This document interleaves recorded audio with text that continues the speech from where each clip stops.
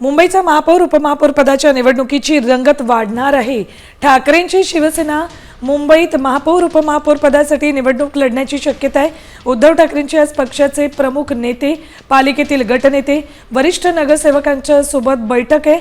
महापौर उपमहापौर पदासाठी निवडणूक लढायची की नाही याबाबत यावेळेला निर्णय होईल। निवडणूक लढवायला हवी असं अनेकांचं मत आहे। सर्व नगरसेवकांना 8 फेब्रुवारीपर्यंत मुंबई बाहेर न जाण्याचे आदेश दिलेत। या संदर्भात आपण अधिक चर्चा करूयात आमचे प्रतिनिधी गिरीश कांबळे यांच्याशी।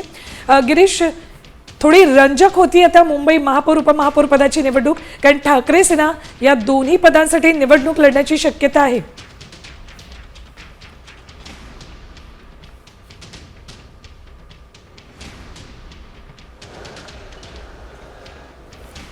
अर्ज दाखल केला जाणार, त्यानंतर मतदान होणार आहे। मात्र या निवडणुकीसाठी ठाकरे देखील या रिंगणात उतरणार असल्याची माहिती आहे। महापौर आणि उपमहापौर आपण निवडणूक लढावी असं अनेकांचं मत आहे, नगरसेवकांचं मत आहे। आणि त्या सगळ्या संदर्भात आज निर्णय घेण्यासाठी 12:30 वाजता मातोश्रीवर उद्धव ठाकरे यांनी बैठक बोलवली आहे।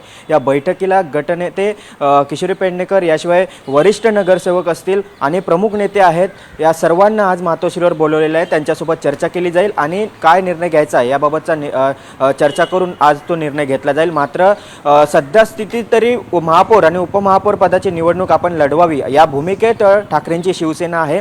ठाकरेंच्या शिवसेनेचे 65 नगरसेवक आहेत, मनसेचे 6 आहेत। याशिवाय MIM असेल, काँग्रेस असेल, त्यांना जर सोबत घेऊन काही रणनीती आखून आकडे जर गोळा केले तर कदाचित गणित वेगळे होऊ शकतं। याशिवाय आपण काल देखील रात्री उशिरा मुख्यमंत्री आणि उपमुख्यमंत्र्यांची बैठक झाल्याची देखील माहिती मिळते। त्या सगळ्या संदर्भात देखील त्यांची देखील चर्चा सुरू आहे। जर शिंदेचे नगरसेवक त्या दिवशी गैरहजर राहिले तर वेगळं काही गणित घडू शकतं। त्यामुळे आता सध्या तरी आकड्यांची जुळवाजुळव करणं महत्त्वाचं आहे आणि त्या दृष्टीने ठाकरेंच्या शिवसेनेचे नेते आहेत ते कामाला देखील लागलेले आहेत। आणि आज महापौर आणि उपमहापौर पदाची निवडणूक लढवायची की नाही याबाबतचा निर्णय हा उद्धव ठाकरे मातोश्रीवर घेतील। या बैठकीमध्ये नेमकं काय घडतंय त्या संदर्भातले अपडेट्सही घेऊ। तुर्तास धन्यवाद संपूर्ण माहितीसाठी गिरीश।